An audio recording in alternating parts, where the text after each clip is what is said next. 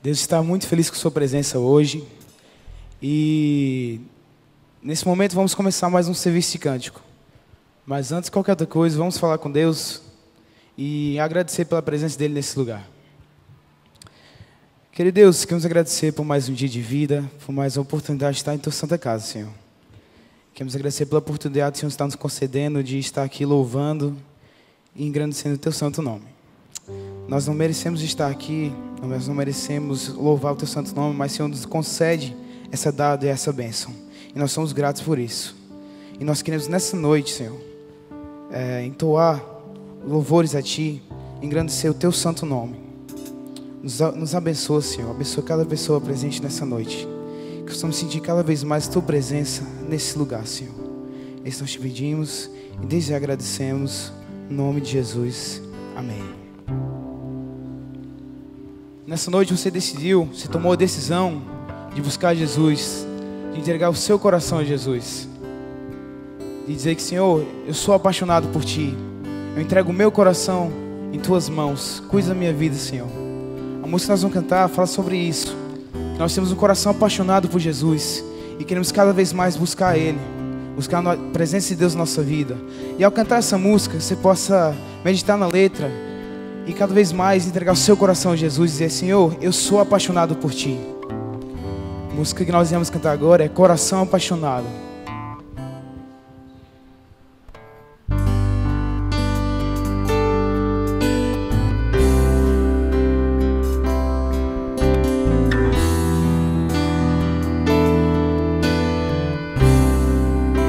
Tomei a minha decisão, sou Teu, seguro, forte a Tua mão. És meu, dou mais um passo e entro em Teu reino, mesmo imperfeito, em Cristo sou perfeito. Dou mais um passo e entro em Teu reino, mesmo imperfeito, em Cristo sou refeito. Então sou renovado em Ti, na graça restaurado por Ti, coração apaixonado que quer só pensar em Te ter. Então sou renovado em Ti, na graça restaurado por Ti, coração apaixonado que quer só pensar em Te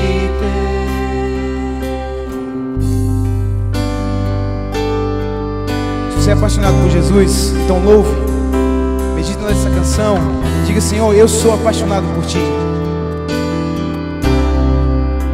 Tomei a minha decisão, sou Teu, seguro, forte a Tua mão. És meu, Dê esse passo hoje. dou mais um passo e entro em Teu reino, mesmo imperfeito, em Cristo sou refeito.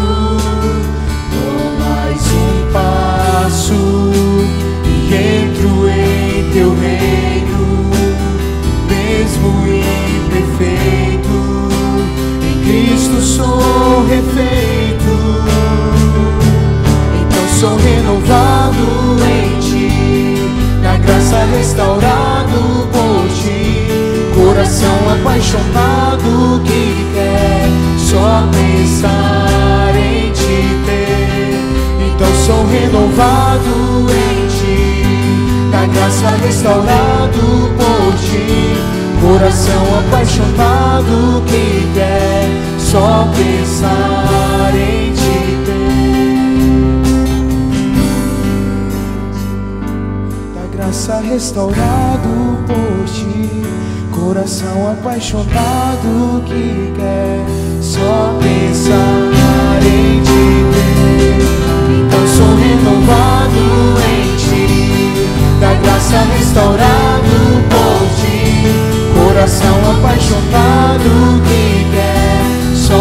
pensar em te ter. Apaixonado que quer só pensar em te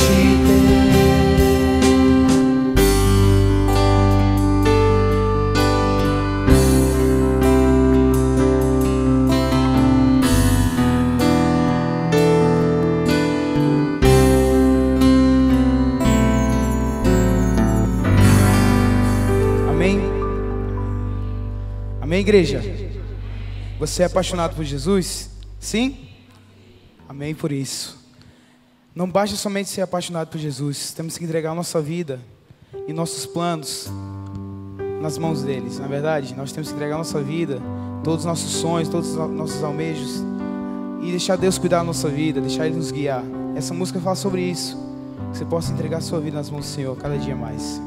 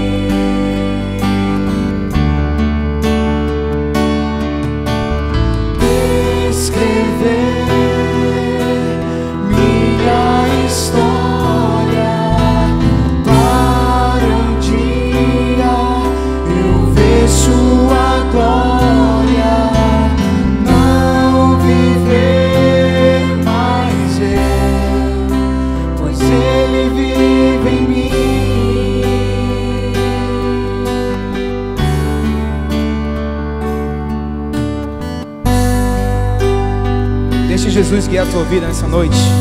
Deixe Ele guiar os teus caminhos. Deixe Ele viver e não mais você.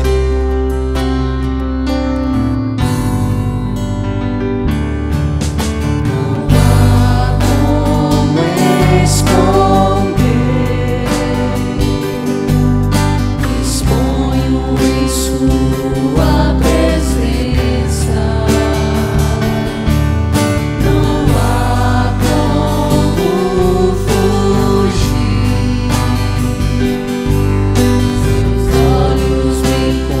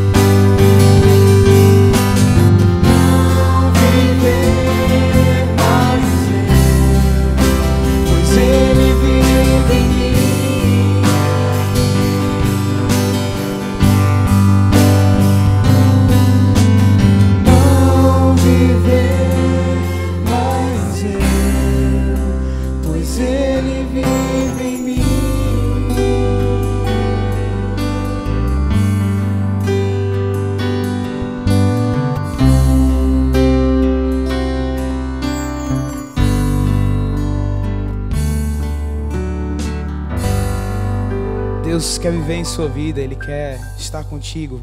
Deixa Ele entrar no seu coração, deixa Ele entrar na sua vida, deixa Ele te guiar. Vamos cantar mais uma música agora.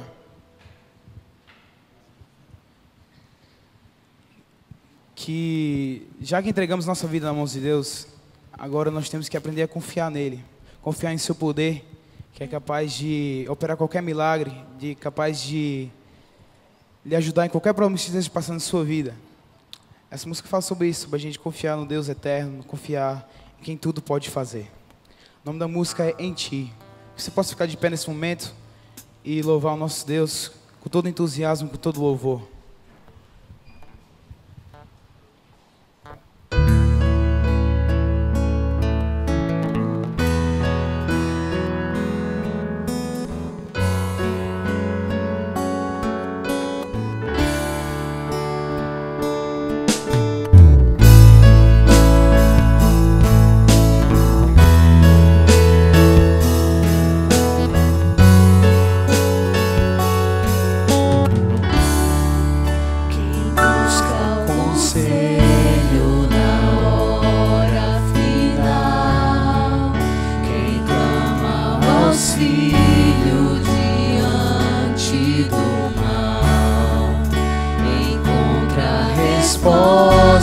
Na voz do Senhor, o grande eu sou.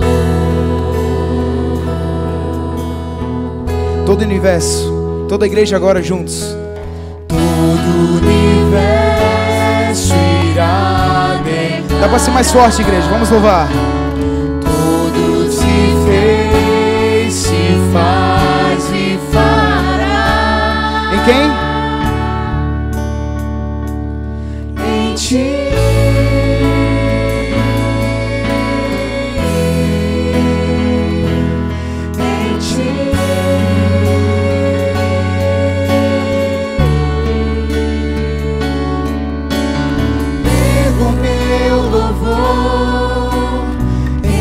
Adoração em Ti,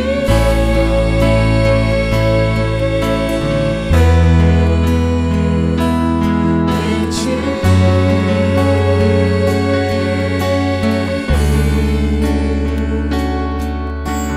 Minha salvação, o meu coração em Ti.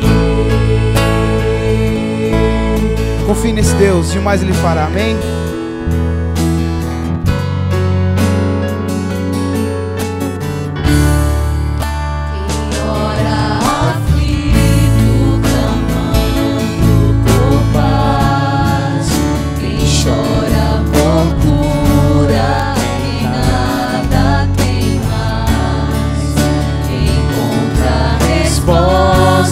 Na voz do Senhor, o grande eu sou. Toda a igreja juntos, bem forte. Todo o universo irá declarar. Tudo se fez, se faz e fará. Somente a igreja agora, bem forte.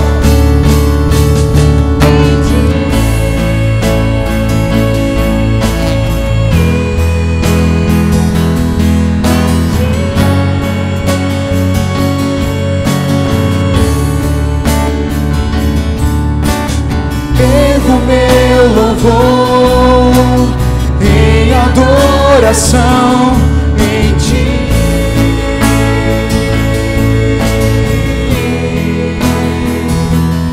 em Ti.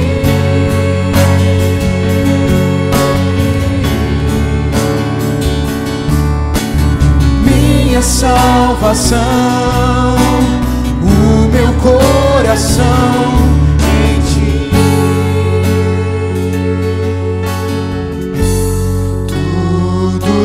Se fez, tudo se faz,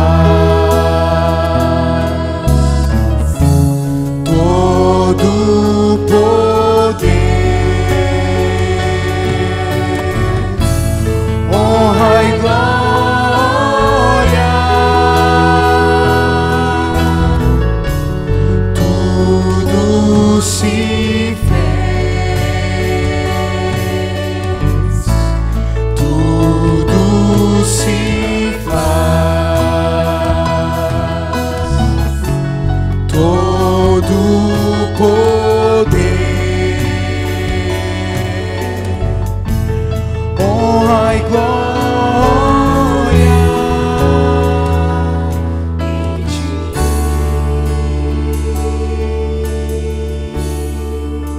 Mais uma vez. Em ti. Só a igreja.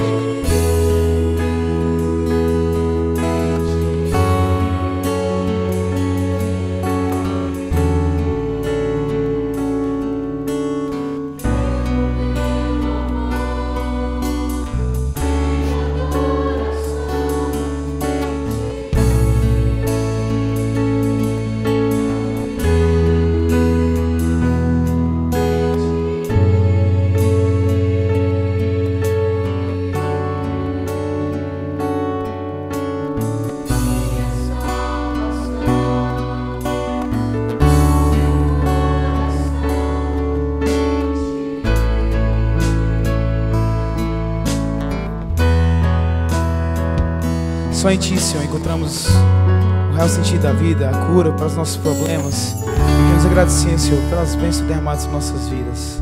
Queremos depositar totalmente nossa confiança em Tuas mãos. Nos abençoa, nos acalma, nos dê a paz que nós tantos necessitamos, Senhor. Abençoa cada família aqui representada. Que nós vamos nessa noite sentir a Tua presença em nossa vida. É isso que nós te pedimos e desde já agradecemos. No doce nome de Jesus. Amém. Pode se sentar.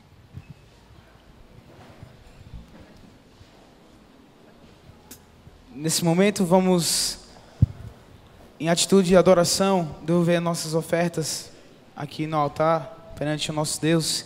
E nós vamos cantar uma música que fala sobre o milagre que Deus vai operar na sua vida.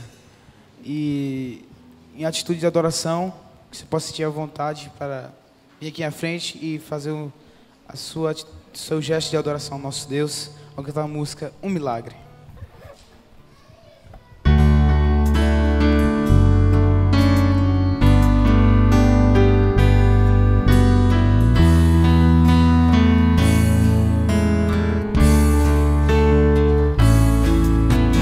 Deus quer abençoar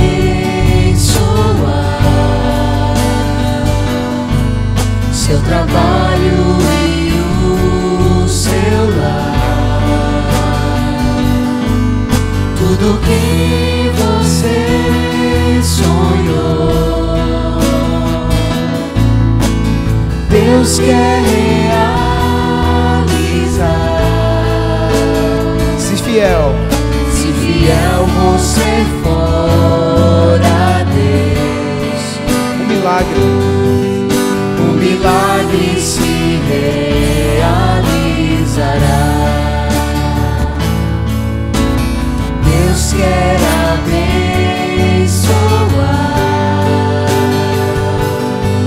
seu trabalho e o seu lar. Tudo que você sonhou, Deus quer realizar.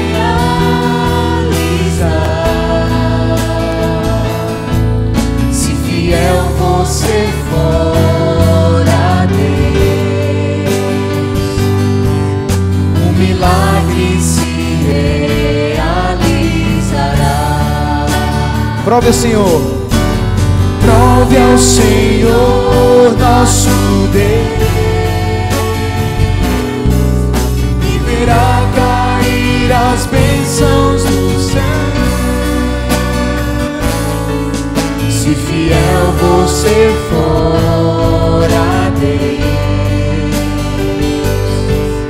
um milagre se realizará. Mais uma vez, prove. Prove ao Senhor nosso Deus e verá cair as bênçãos do céu. Se fiel você for a Deus, um milagre se realizará.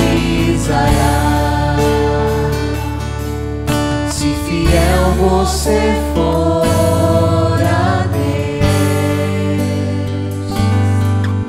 um milagre se realizará.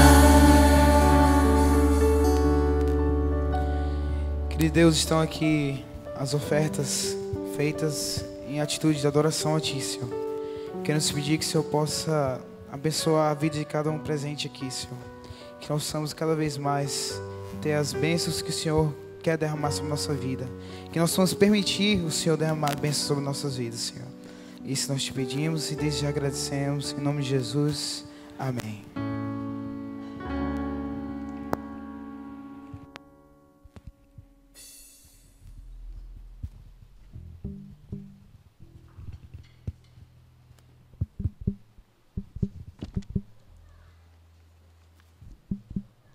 Boa noite a todos. Vocês estão bem? Amém, graças a Deus. Uma mulher, por nome de Ana, cujo marido chamado Eucana, não conseguia ter filhos. Aquilo se tornou uma humilhação para aquela mulher. E a secretária do lar, a ajudante dela, das coisas da casa, ela teve filhos com o marido dela. Como se não bastasse, essa mulher chamada Penina irritava, pirraçava e a deixava cada vez mais triste. Ana buscou a presença de Deus na igreja de uma forma diferente um dia. Ela clamou ao Senhor com a alma, com toda a sua força e toda a sua energia. Que o sacerdote a observava e via que ela balbuciava de um jeito diferente. Ela se comportou nessa oração de um jeito tão diferente, tamanha foi a forma como ela se agarrou com Deus, que ele achou que ela estava bêbada. E ela disse: não, meu Senhor, eu sou uma mulher amargurada de espírito. Eu estou aqui clamando a Deus para que Deus me ponha um filho na minha barriga.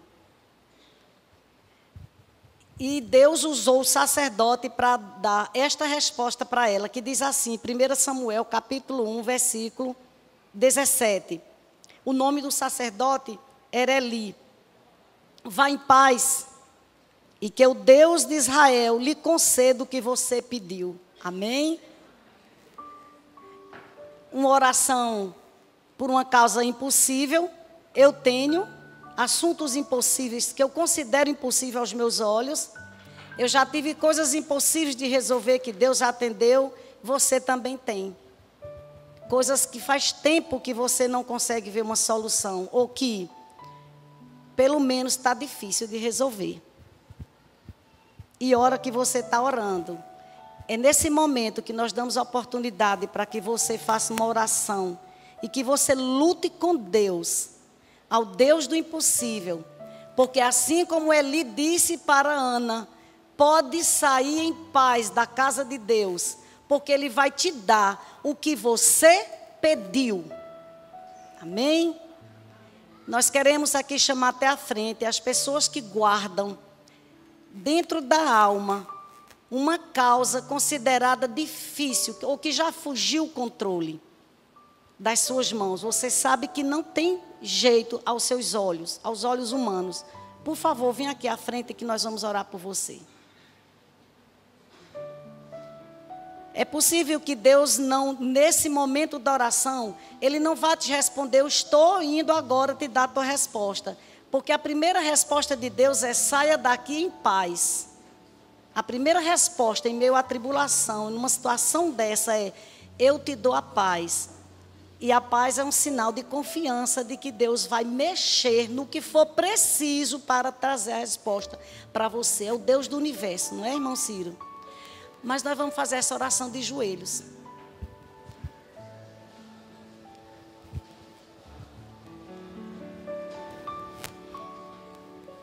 Aqueles que não vieram à frente, por favor, interceda por todos esses que vieram até aqui. Por favor, oremos.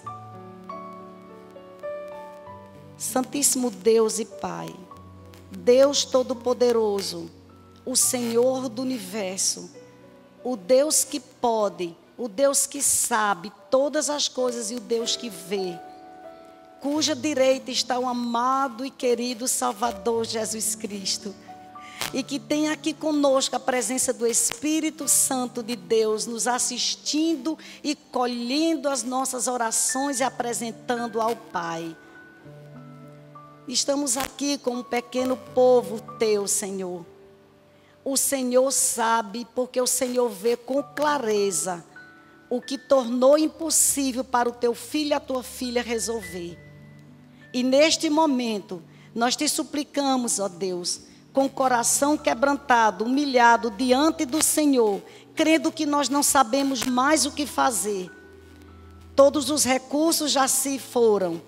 A esperança parece que já desfaleceu. Mas agora nós tivemos a oportunidade, agora na tua casa, de lembrar que o Senhor pode levantar do teu trono e tomar uma providência.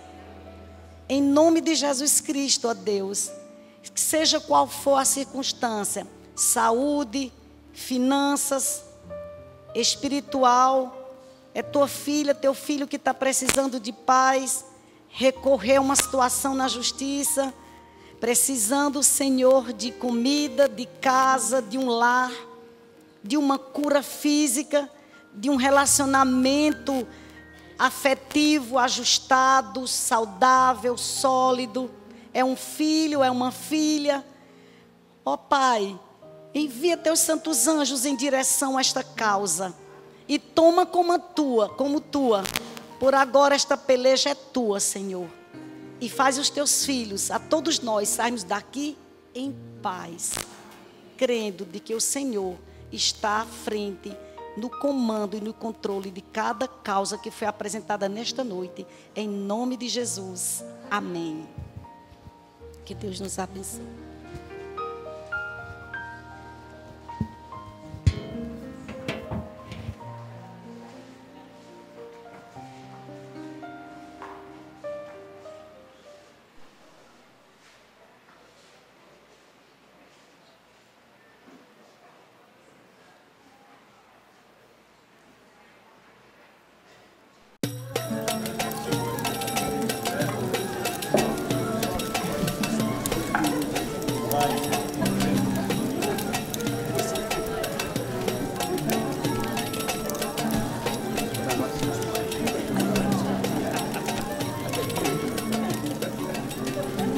Não temos mais vinho. Vamos falar com meu filho.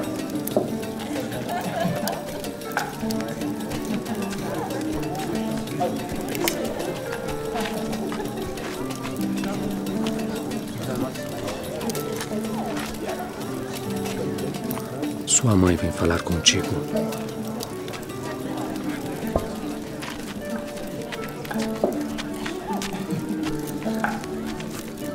Não tem mais vinho. Que tenho eu contigo? Diz o que queres que eu faça. Ainda não é chegada a minha hora.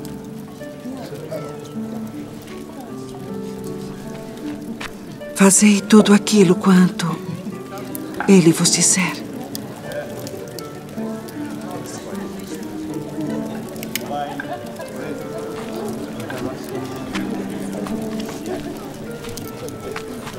Enchei de água essas talhas. Enchê-las. De água.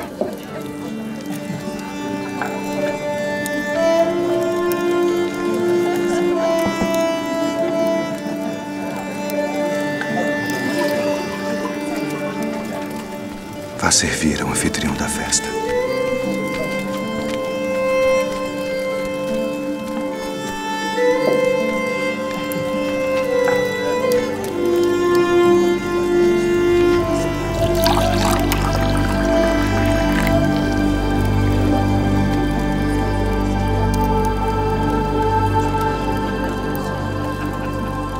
É a primeira festa de casamento na qual eu vou, onde o melhor vinho é servido no final.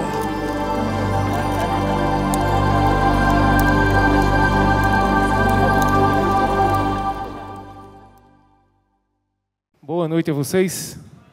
Sejam todos bem-vindos a mais uma vez estarmos juntos nesta comunidade que deseja sempre agradar a Deus, servir ao próximo e estar preparada para o retorno do Senhor Jesus Cristo.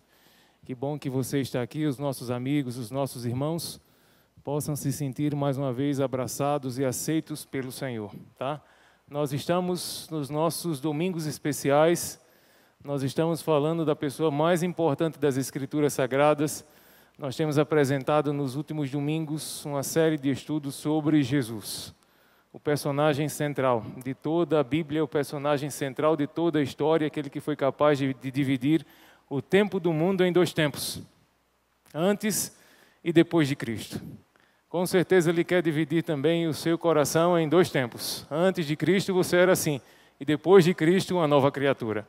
E hoje a gente vai examinar as Escrituras num texto bem conhecido também, numa história também já bem familiar, a história que está em João capítulo 2.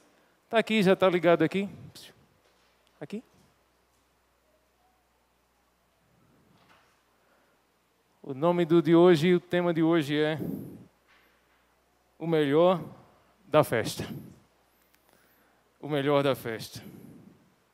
É um contexto que nós estaremos bem conhecido, bem já pregado. Com certeza, se eu perguntar para vocês aqui, já ouviram, no mínimo, Olha, quem tem pelo menos 10 anos de igreja... Tá ok. Não está ok, não está ok. No mínimo, quem tem 10 anos de igreja, no mínimo já deve ter ouvido uns 8 sermões a respeito desse tema de casamento. Às vezes também ouvimos até mesmo em momentos especiais de casamento também. E hoje a gente vai falar desse encontro de uma maneira bem especial de Jesus, né? Um contexto bem conhecido, uma história já bem familiar, mas é esse o cenário que o Senhor escolhe para realizar então o primeiro milagre. Vamos à Bíblia, livro de João, capítulo 2. Vamos abrir então a palavra do Senhor em João, capítulo 2, e o verso 1 em diante. Eu vou ler aqui, vocês vão acompanhar comigo, tá? Muito bem, verso 1 diz assim: 3 dias depois, houve um casamento em Caná da Galileia, achando-se ali a mãe de Jesus. Jesus também foi convidado com os seus discípulos para o casamento. Tendo acabado o vinho, a mãe de Jesus lhe disse: eles não têm mais vinho. Mas Jesus lhe disse: mulher, que tenho eu contigo? Ainda não é chegada a minha hora. Verso 5. Então ela falou aos serventes: fazei tudo o que ele vos disser. Estavam ali 6 talhas de pedra que os judeus usavam para as purificações, e cada uma levava 2 ou 3 metretas. Jesus lhes disse: enchei de água as talhas, e eles as encheram totalmente. Então lhes determinou: tirai agora e levai ao mestre-sala, e assim eles o fizeram. Tendo o mestre-sala provado a água transformada em vinho, não sabendo de onde viera, se bem que o sabiam os serventes que haviam tirado a água, chamou o noivo e lhe disse: todos costumam pôr primeiro o bom vinho, e quando já beberam fartamente, servem o inferior. Tu, porém, guardaste o bom vinho até agora. Com este, Jesus deu princípio a seus sinais em Caná da Galileia. Manifestou a sua glória e os seus discípulos creram nele. Verso 12. Então, depois disso, desceu ele para Cafarnaum com sua mãe, seus irmãos e seus discípulos, e ficaram ali não muitos dias. Feche seus olhos e vamos falar com Deus. Pai Celestial, Tua palavra, mais uma vez, neste lugar de culto, é aberta. Já abrimos o nosso coração, já louvamos o Teu nome, já viemos aqui à frente também colocar as nossas ofertas, também viemos aqui à frente para receber uma bênção especial sobre as nossas vidas. E agora, de uma maneira muito superior, te pedimos que o Teu Espírito fale ao nosso coração, que possamos guardar estas verdades, esses princípios e internalizá-los em nosso ser. Guarda-nos e ensina-nos neste momento para a glória do Teu nome, em nome de Jesus. Amém. Estamos numa festa de um casamento judeu do primeiro século.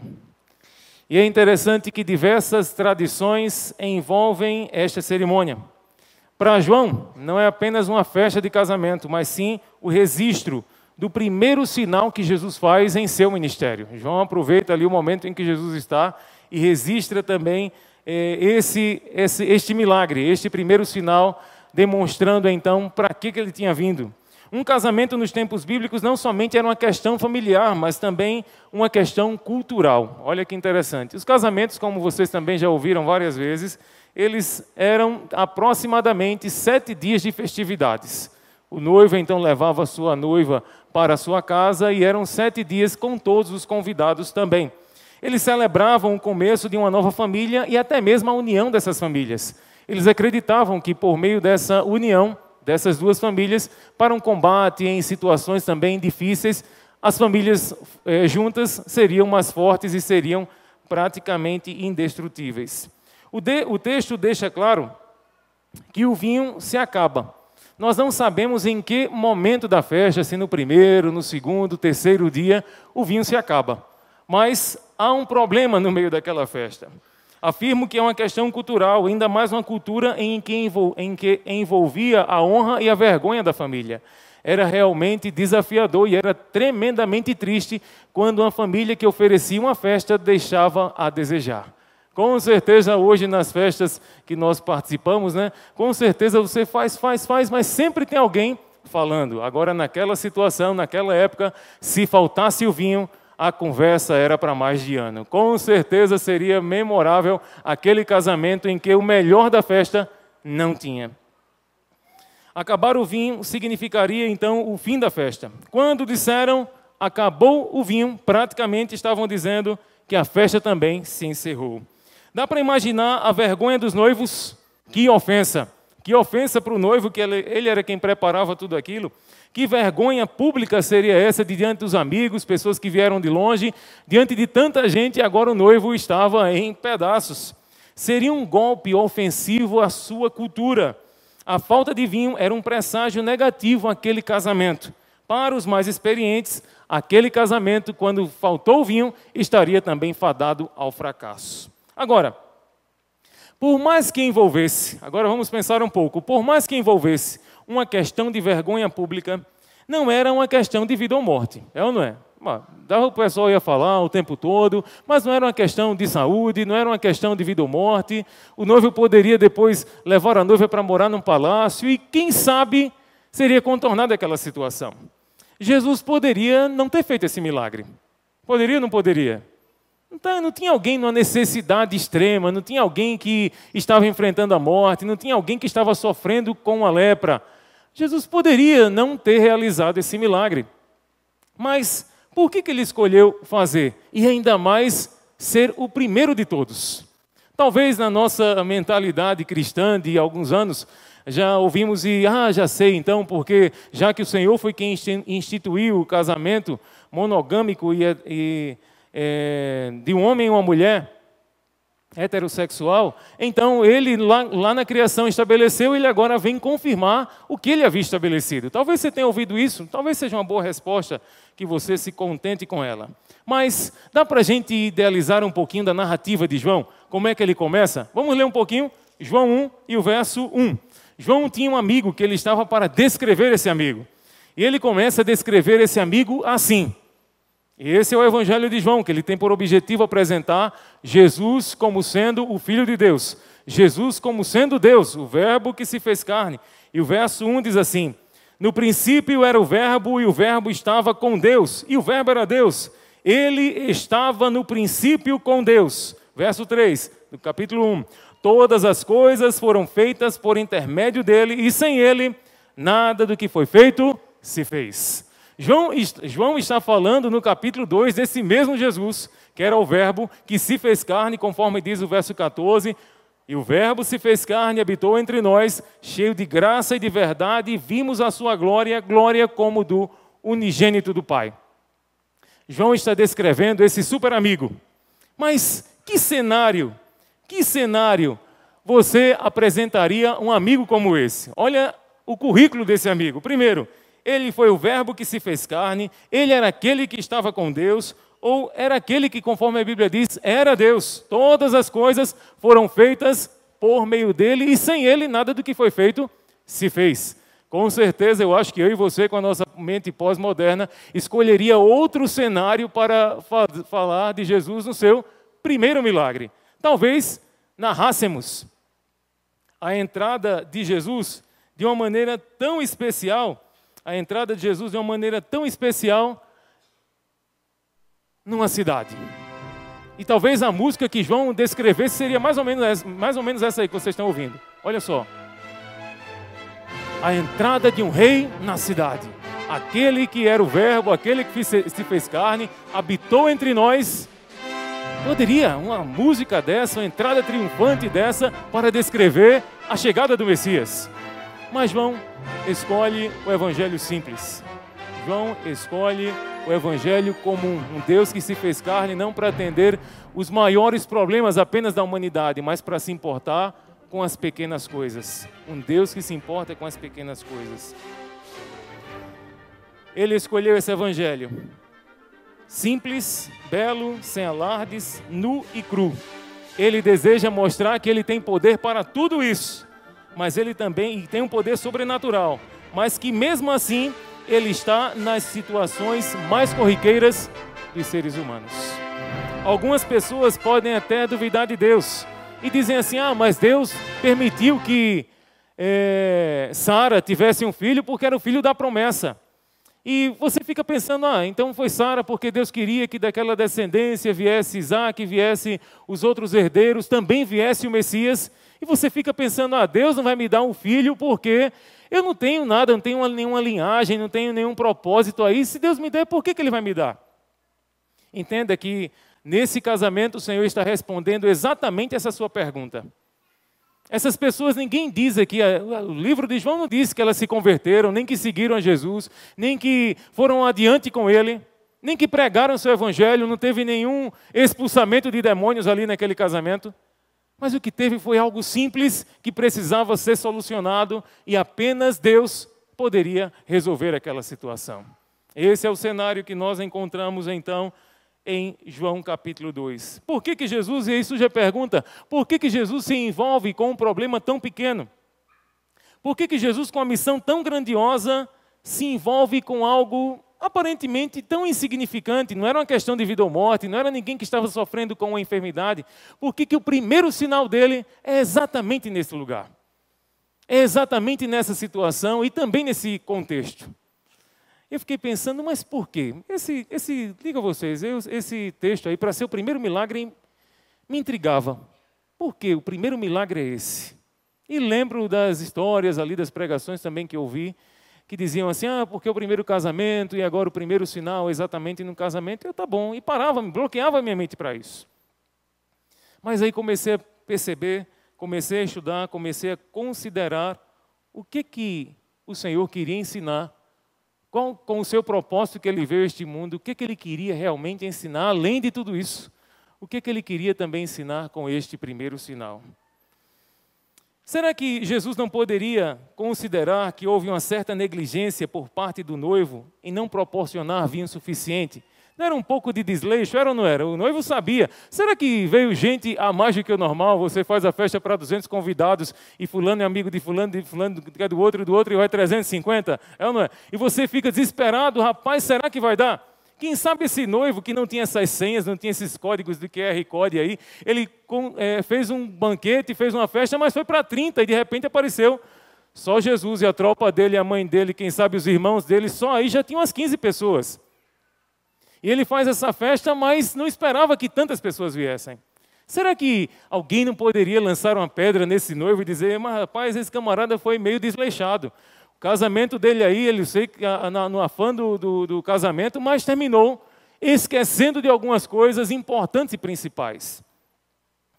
Mas por que a divindade, em forma humana, se importou com, quem sabe, um possível desleixo do noivo?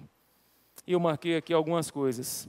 O que faltava na festa transformaria um ambiente de alegria em vergonha. No entanto, o convidado especial para a festa pôde transformar a aparente vergonha em uma completa alegria. O vinho nas Escrituras, conforme nós estudamos, tanto no Antigo Testamento quanto no Novo, ele é sinônimo de alegria. E era exatamente o que faltava para transformar a nossa vergonha em alegria. Era exatamente o que faltava. O sangue de Cristo, que Ele mesmo falou, olha, vocês vão beber isso em memória de mim. E Ele falava isso a respeito do puro suco da uva. Sem Ele, a nossa condenação era certa. Mas para a vergonha do inferno, Ele veio e nos deu vida abundante, para que todo aquele que cresce nele fosse então salvo. A verdade é que Cristo era o único capaz de mudar o cenário presente. Ele começa dizendo que veio fazer, logo no começo, Ele veio para devolver a alegria a este mundo caído, a alegria da salvação, da remissão e da graça aos que confiarem nele. Nesta festa, logo no começo da vida a dois, a alegria aparentemente havia acabado. No entanto, Maria foi a Cristo, porque sabia que Ele poderia devolver a real alegria. Talvez ouçam alguns que já perderam a alegria do seu casamento. Talvez já tenham perdido a alegria da sua família, a satisfação, o prazer de estar com os seus entes queridos. Talvez já tenham perdido também a satisfação em estar envolvido em alguma atividade, em algum movimento da igreja. Talvez alguém também que tenha perdido a sua alegria na sua vida profissional, na sua vida espiritual, e está levando a sua vida de qualquer maneira. E eu digo para você que Jesus pode devolver tudo aquilo que você perdeu. Ele completa e supre o que falta, porque Ele é o único que pode trazer a alegria de volta. O livro de Salmos, Davi diz, restitui-me a alegria da tua salvação. Ele é o único que pode realmente tornar os nossos dias brilhantes. E neste momento o que se torna interessante é que Jesus se torna e assume e é o Senhor da festa. Ele assume o controle e se coloca como Senhor daquele recinto. E eu posso acreditar que na mente de Cristo estava praticamente assim, com o objetivo que Ele tinha macro ali diante daquele público. Comigo a festa nunca acaba, comigo a festa é eterna. E um dia eu darei o meu banquete, mas para que o vinho do meu sangue seja então comunicado, é preciso então que eu morra, para que todo aquele que crê no que eu fizer, esse tenha a vida eterna. Ele já estava com isso em mente. Ele já estava com essa vontade, e eu vou mostrar por quê, dentro das Escrituras e dentro desse texto. A sua festa está descrita, e você pode depois marcar ou consultar, mas está bem conhecida também no livro de Apocalipse, capítulo 19, o verso 6 até o verso 9. Vamos dar uma olhadinha, né? Não tem problema não. Vamos lá, Apocalipse 19. Apocalipse 19. Olha a festa que ele está preparando. Olha os anjos como já estão felizes com essa festa. Apocalipse 19, o verso 6 até o verso 9. E ele diz assim: então ouvi como uma voz de numerosa multidão, como de muitas águas e como de fortes trovões, dizendo: aleluia! Pois reina o Senhor nosso Deus, o Todo-Poderoso. Alegremo-nos e exultemos e demo-lhes glória, porque são chegadas as bodas do Cordeiro, cuja esposa a si mesmo já se ataviou, pois lhe foi dado vestir-se de linho finíssimo, resplandecente e puro, porque o linho finíssimo são os atos de justiça dos santos. E o verso 9 diz: então me falou o anjo, escreve: bem-aventurados aqueles que são chamados à ceia das bodas do Cordeiro. E acrescentou: são estas as verdadeiras palavras de Deus. Os anjos já dizem aleluia, felizes, alegres, animados, revigorados, porque eles estão almejando este encontro, esta festa ser consumada, que é o casamento de Cristo com a sua igreja. E o que vai ter? Como será esse banquete? Vamos dar uma olhadinha? Isaías 25. Agora, lá no Antigo Testamento, vai descrever um pouquinho dessa festa para a gente. Isaías 25. E o verso 6.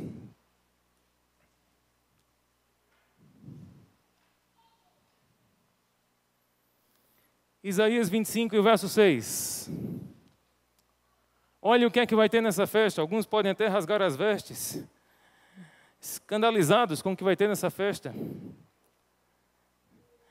Isaías 25, o verso 6, ele diz: o Senhor dos Exércitos dará neste monte a todos os povos Um banquete de coisas gordurosas. Vocês estão lendo isso aí mesmo? Suculentas. Suculentas, gostei dessa aí, ficou mais... Por isso que eu disse que vocês iam rasgar as vestes. Porque o Senhor dos Exércitos dará neste monte a todos os povos um banquete de coisas gordurosas. Uma festa com vinhos velhos, olha que coisa. Pratos gordurosos com tutanos e vinhos velhos bem clarificados. Olha que coisa. E ele diz ainda aqui no verso 8 e o verso 9. Tragará a morte para sempre, e assim enxugará o Senhor Deus as lágrimas de todos os rostos, e tirará de toda a terra o opróbrio do seu povo, porque o Senhor falou. E o verso 9 termina dizendo, naquele dia se dirá, eis que este é o nosso Deus, em quem esperávamos, e Ele nos salvará. Este é o Senhor, a quem aguardávamos, e na sua salvação exultaremos e nos alegraremos. Que festa especial essa, hein? Embora seja com coisas suculentas ou gordurosas, mas o importante vai ser a gente estar lá, para provar desse banquete de Deus, em que os anjos já estão felizes e com certeza os remidos também estarão na maior felicidade com o Senhor.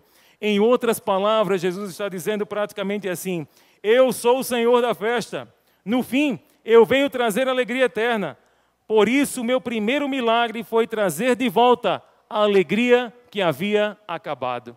O primeiro milagre do Senhor Jesus, aqui nesta terra, quando seus pés pisaram este solo, foi trazer a alegria de volta a um relacionamento que estava quebrado. Isso que ele veio fazer, isso que ele veio mostrar. Cristo começa dizendo do seu maior sonho, eu estou aqui para devolver alegria, não somente para a festa, mas alegria para toda a humanidade. A certeza, a salvação, a paz para toda a humanidade. Agora, talvez no texto você tenha se perguntado de alguma coisa. Pastor, eu li que tinham as águas de purificação. E agora foi onde eu descobri. Essas águas, o que é que elas simbolizam? E o que é que Cristo faz para que ali naquele momento, ali naquele banquete que a alegria tinha faltado, Ele quis demonstrar que por meio do seu sangue, todos os povos seriam então alcançados. No texto, no verso 6 de João, vamos lá, João 2 e o verso 6, volta para João. Agora acho que a gente fica em João mesmo, João 2 e o verso 6.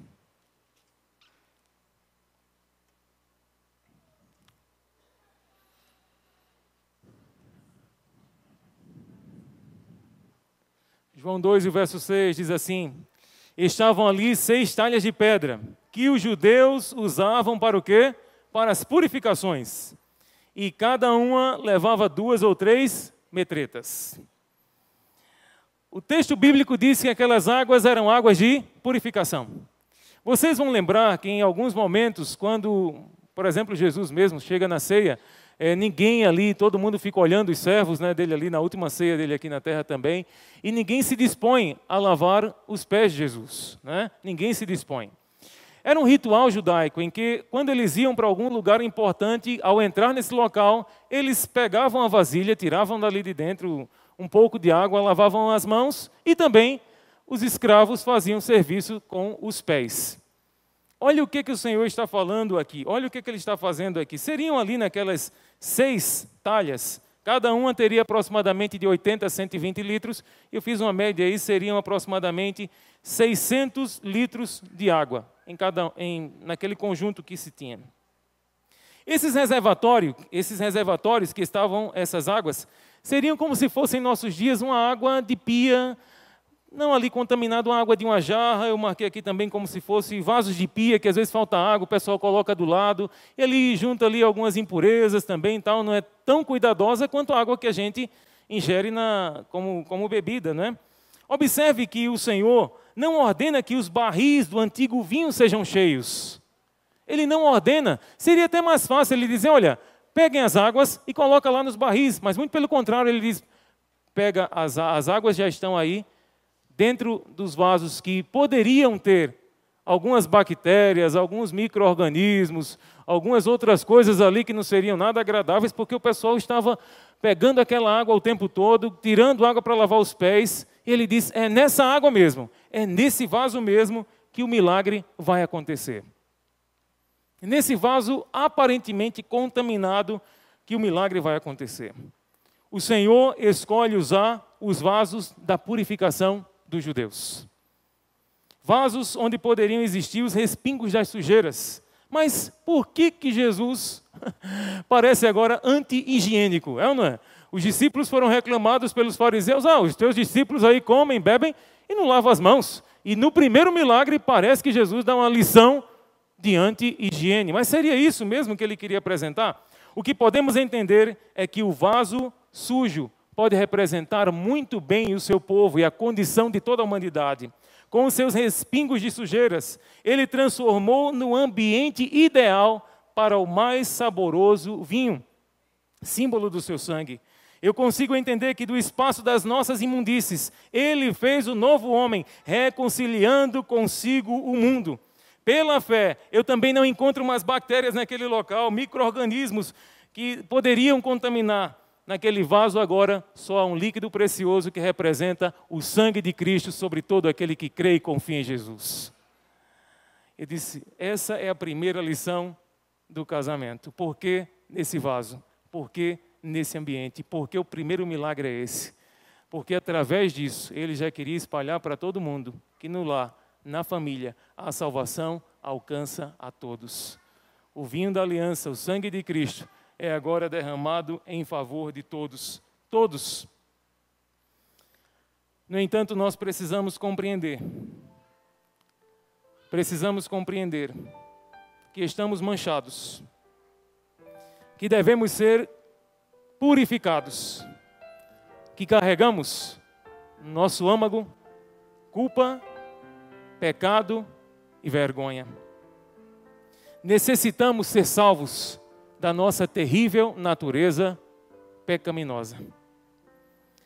Pode ser o mais bom homem que nós possamos encontrar. Pode ser o mocinho da história que nós encontramos nos filmes. Pode ser até mesmo a vítima. Mas todos pecaram e destituídos estão da glória de Deus. Todos os homens dentro dessa história, dentro desse primeiro milagre, são os vasos sujos, com intensa imundície e com respingos de sujeiras. Todos estão desesperadamente precisando da graça, da cruz e da ressurreição espiritual. Todos estão mortos em seus pecados e, consequentemente, se tornam inimigos de Deus, inimigos da cruz, inimigos do bem. Todos nós sabemos que no mais profundo do nosso ser existe algo errado conosco. A gente tenta, mas o nosso pensamento vagueia e termina andando por caminhos tortuosos e distantes do Senhor. Por que será que nós nos preocupamos tanto com a nossa aparência? Por que queremos sempre ter razão? Se é dentro de casa, na sala de aula, no ambiente de trabalho, porque sempre a razão é sua? Por que você não está disposto a ouvir os outros? Por que nós queremos ser sempre bem vistos? Queremos ter aquela imagem, todos olharem, ali vai um cidadão de bem. Mas nós sabemos que muitas delas são máscaras, que nós estamos dançando de acordo com a música. Por que nós as estamos usando ainda? Sabe por quê? Todos sabemos que há algo errado conosco. Somos manchados e impuros. Pode ter a melhor roupa, pode ter a melhor condição, pode ter o melhor trabalho, o melhor salário, parabéns. Mas ainda assim você carrega uma mancha de imundície, uma mancha de pecado. Como Adão e Eva, ao se esconderem depois de terem pecado contra o Senhor e ao irem buscar novas vestes, tudo o que fazemos, como eles também fizeram, é apenas cobrir a nossa vergonha com a folha de figueira. Nunca a minha e a sua cobertura será suficiente para cobrir o que você está fazendo de errado. Nunca será suficiente para cobrir o que está de errado com você. Nossa capa nos deixa completamente nus diante do Senhor. Você pode usar a sua capa diante dos seus filhos, diante do seu esposo, diante da sua esposa, na sua empresa, mas diante do Senhor, a capa cai e você está totalmente nu diante dele.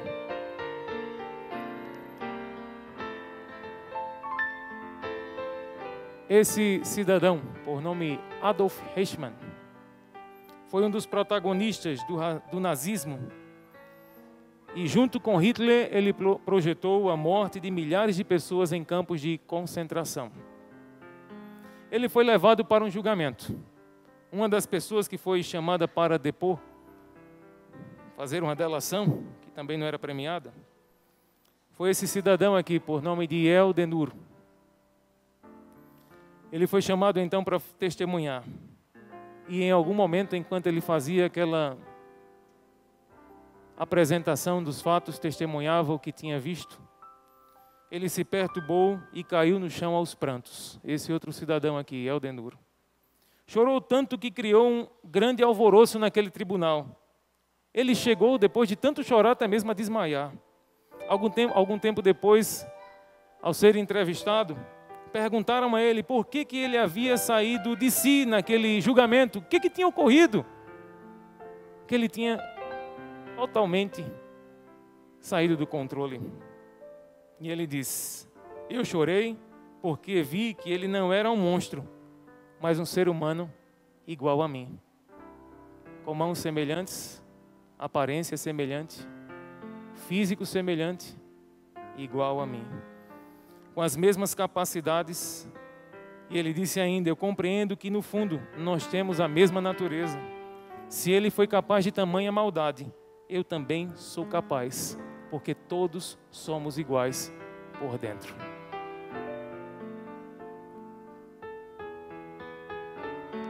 Jesus, melhor do que ninguém, sabe da grande sujeira que há em nós. Afinal de contas, ele diz que a nossa justiça não passa de trapos imundos.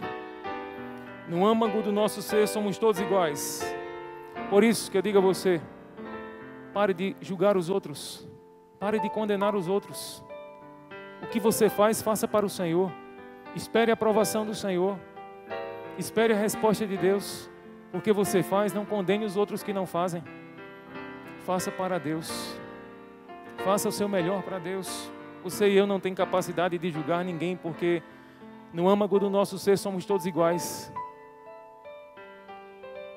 Nós não sabemos do que é que nós somos capazes. Essa natureza que nós temos, ela é completamente corrompida. Por isso, digo para aqueles que julgam estar de pé, para que também não caiam. Somos, conforme a Bíblia nos diz, trapos imundos, considerados como um leproso, com feridas expostas e abertas, que envolve o local com um pano. E este pano mesmo cobrindo, mas ele fedia, saía sangue e cheirava completamente mal. E esse era então um trapo imundo do leproso. E é isso que nós somos. Somos contaminados até demais por essa natureza e pelas nossas escolhas, muitas vezes de estar distantes do Senhor, de ouvir a voz de Deus. Às vezes nós dizemos: não, mas eu não ouço a voz de Deus. Gente, escuta bem, Deus fala com você. Deus chama você por meio do seu jeito. Pode ser um sonho, pode ser por meio da palavra, pode ser por meio da natureza. Deus chama você. Agora como que você responde a Deus? Será que quando você está levando uma vida dupla, que você ouve o chamado do Senhor, será que você diz: não, é só coisa da minha consciência? Sabe, é Deus falando com você. E como é que você responde? Como que você responde? Será que a mesma boca que você louva ao Senhor é a mesma boca também que canta os bregas por aí afora? Que canta os rocks por aí afora? Como que você responde ao chamado de Deus? É por isso que o centro de todo o evangelho ele tem que ser a cruz. A cruz não é apenas a morte de Cristo, mas é a morte do meu ser, é a morte do meu ego, é a morte do meu eu diante dele. É chegar a dizer o que Paulo disse: já não vivo eu, mas Cristo poderosamente vive em mim. Isso deve ser o meu ideal, isso deve fazer pulsar mais fortemente o meu coração, de viver para o Senhor, de me encontrar com Ele, de ser completamente dele. Ele veio para nos salvar.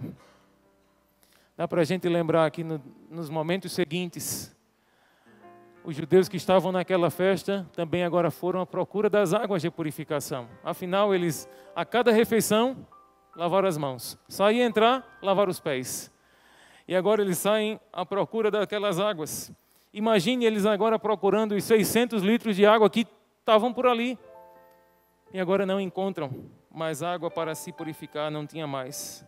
A pergunta comum era: como que eu vou purificar as minhas mãos? Eles faziam uns para os outros. Como que eu vou purificar as minhas mãos? Como que eu vou purificar o meu pecado? Como eu limparei as minhas mãos e pés? Não há mais água de purificação. Agora existe 600 litros do mais puro suco. Cristo estava dizendo: a água não purifica vocês, mas aqui o que purifica vocês é o símbolo do meu sangue, é o vinho, a água que eu transformei em vinho. É isso quem purifica os pecados de vocês. Querem ser purificados? Bebam do meu sangue e vocês serão lavados por completo, de uma vez por todas. Ele veio nos lavar e veio limpar os vasos sujos, empoeirados, com bactérias, com micro-organismos lá dentro. Ele veio para fazer essa reforma e essa revolução por completo. É interessante que Jesus não veio para nos dizer como nos salvar, mas para nos salvar. Ele não veio indicar o caminho, ele veio para dizer: eu sou o caminho, a verdade e a vida. Quem crê, quem for, com certeza será abençoado por ele e por seu Pai. Ele é o nosso Cordeiro substitutivo. Ele é o prometido de Deus. Ele é o vinho da festa. Ele é o transformador da água em vinho. Ele é o que transforma vasos de purificações em purificados vasos, mediante exclusivamente o seu sangue. Enquanto os falsos deuses exigiam o sacrifício dos filhos dos homens, o verdadeiro Deus deu o seu Filho por nós. E isso deve ser suficiente para transformar a minha e a sua vida sem sentido em uma vida com propósitos, uma vida direcionada para Deus e para o seu trono. Jesus se colocou no meio de toda a alegria da festa do casamento e sorveu a dor que se aproximava, para que você e eu hoje, os que nele cremos, possamos nos colocar no meio de toda a dor deste mundo e sorver da alegria que se aproxima com o reino de Deus. E eu digo para você que será a maior festa da história. O vinho jamais vai se acabar, porque ele estará com seus filhos para todo sempre. No vinho que Cristo oferece, encontramos tudo o que precisamos. Eu pergunto hoje: por que que eu e você não entregam o coração de vez ao Senhor? Por que que a sua vida ainda está 90% com Deus e 10% com você? Por que que ainda você está em pensamento dividido? Por que que não há uma entrega completa? Por que não há um quebrantamento de joelhos e diz: Senhor, estou aqui, faz da minha vida o que o Senhor quer, porque eu creio no teu agir, eu creio na tua resposta, eu creio nas tuas decisões sobre a minha vida. Por que tardamos tanto? Por que que nós não tiramos as máscaras? Por que queremos ser o que a sociedade aplaude, o que os outros veem? Porque não é tempo de ser cristão genuíno, de verdade, na escola, no trabalho, na igreja, em qualquer ambiente, remodelados por Deus, transformados pelo Senhor. Por quê? Por que que não permitir que do vaso sujo Ele retire e transforme no mais puro suco da vida? Foi do vaso sujo que Ele entrou, contornou tudo, remodelou tudo e saiu dali o mais puro suco da vida. Talvez você diga: por onde é que eu começo? Pastor, por onde é que eu começo? Eu tenho tentado tanto, tenho quebrado tanto minha cabeça, e a Bíblia diz enfaticamente por onde que você começa. Se com a tua boca confessares que Jesus Cristo é o Senhor, se com o teu ser, se creres de todo o coração que Deus enviou Cristo, e se você realmente quiser seguir os seus passos, com certeza será o melhor começo e o único começo, por meio dele, para ele e com ele, por toda a eternidade. Por que demorar tanto? Lembre-se que o melhor da festa foi servido no final. O melhor vinho foi servido no final. Hoje o mundo vive nas suas baladas, nas suas festas. de destruição, de drogas, de bebidas. Mas a maior festa está por vir. O melhor suco, os que permanecerem até o final vão receber e vão beber ao lado do seu Senhor. Vão brindar com o Senhor e estar com Ele para sempre. A melhor festa será para os santos no dia de Deus. Hoje é o dia da sua salvação. Hoje Deus pode visitar você. Deus pode ouvir o seu clamor. Pode ser que seu pedido seja, mas é uma coisinha tão simples. Será que o céu vai se inclinar para mim? Creia. Creia. Ele fez o primeiro milagre lá em Caná da Galileia, onde não diz que ninguém seguiu ele. Apenas ele fez para dar alegria, para devolver a felicidade àquele casamento que estava passando por uma situação até mesmo vexatória. Deus quer falar com você. Deus quer ouvir você. Ele quer atender você para a glória do nome dEle. Entregue o seu caminho ao Senhor. Confie nele. E o mais, com certeza, Ele fará para você. Que Deus te abençoe. Amém.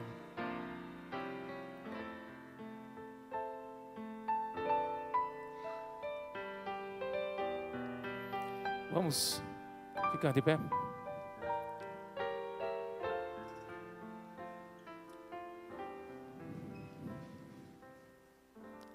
Pai Celestial, que esperança temos na Tua Palavra. Que certeza que temos que somos amados pelo Senhor. Que confiança podemos ter em Ti continuamente, porque somos Teus queridinhos. Somos, conforme o Senhor nos chama, a menina dos Teus olhos.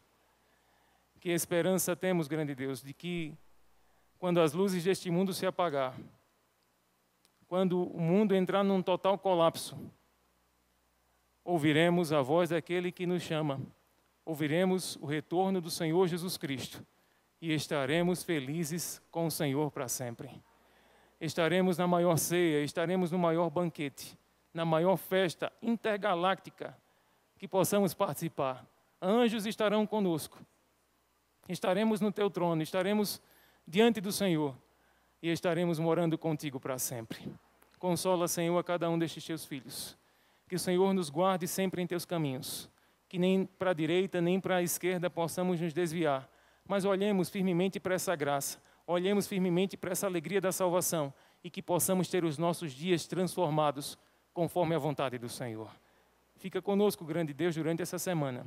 Muitos desafios teremos, problemas teremos também à beira do caminho, mas temos a certeza que o Deus que nos criou já está à frente do nosso tempo, conduzindo a cada um dos nossos passos. Nos abençoa conforme a Tua benignidade. Oramos em nome de Jesus. Amém.